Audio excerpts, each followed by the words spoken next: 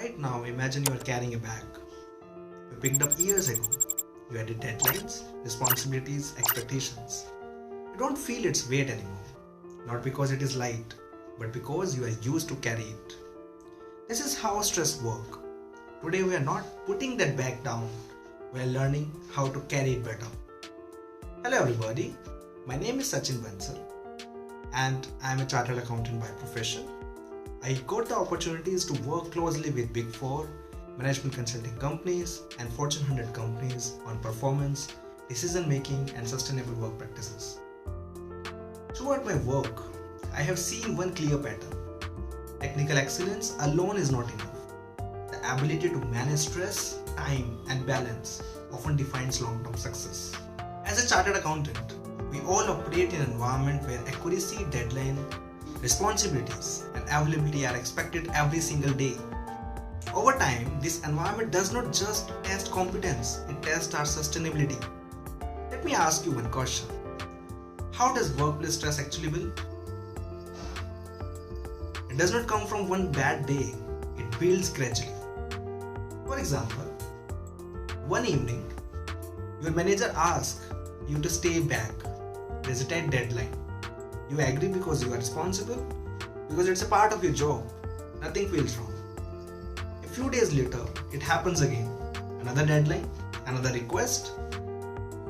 Then message starts coming late in the evening, then calls, then follow-ups. And slowly, without any formal discussion, your availability extends. Work does not officially increase, but expectations does. And one day you realize your day may end, but work does not. Thus begin with the longer working hours, then overlapping responsibilities, and eventually the habit of always being reachable. When the mind never disconnects, work-life balance silently breaks down. And in professional context, work-life balance does not mean equal hours. It means the ability to recover, reset, and return effectively in the next day. For example, you may work late one evening preparing an investor presentation. That's effort is necessary.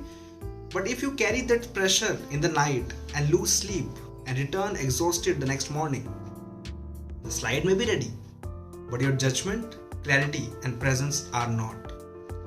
Balance ensures that when you step into the presentation room, you are not just prepared, you are effective and efficient. Without this balance, efficiency reduces, error got increased, and your professional judgment starts suffering, which means work-life balance directly impacts professional credibility. That is why managing stress is not personal indulgence. For professionals, it is a responsibility to client, team, and all the stakeholders. Now, here is the interesting part. Let me now translate this understanding into actions with the help of certain tools. So, the first tool is boundary discipline, a clear cut of time, which means structured availability, prioritization protect mental energy and prevent work from endless spilling into the personal life. The second tool is intentional reset. Between meetings, calls or tasks, pause. A brief mental reset prevents stress from accumulation across the day. And the third tool is control focus. Stress reduces when attention shifts from everything that demands attention to what truly required actions. This is what we ideally do when we apply these three tools together.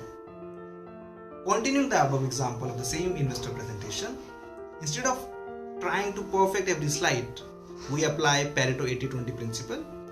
We identify 20% of the content that will drive 80% of the discussions. Those are the numbers that are cautioned, the assumptions that will be challenged. Everything else is supportive. So we set a boundary, and once that clearly 20% is clear, we stop. That protects our energy.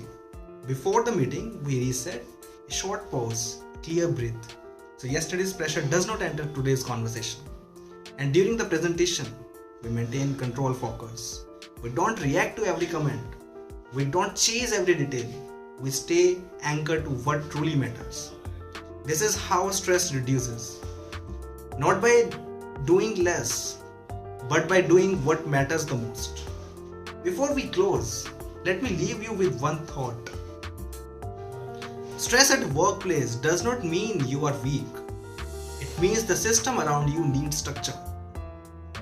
When boundaries blur, stress builds. When balance returns, performance sustains. This is not a soft skill, this is a core professional capability.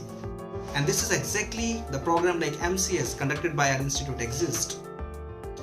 Looking forward in the full session where we will take these tools deeper, applying them to the real work-life situations so we can use them confidently in your day-to-day professional life. Not just to create successful professionals, but a sustainable one.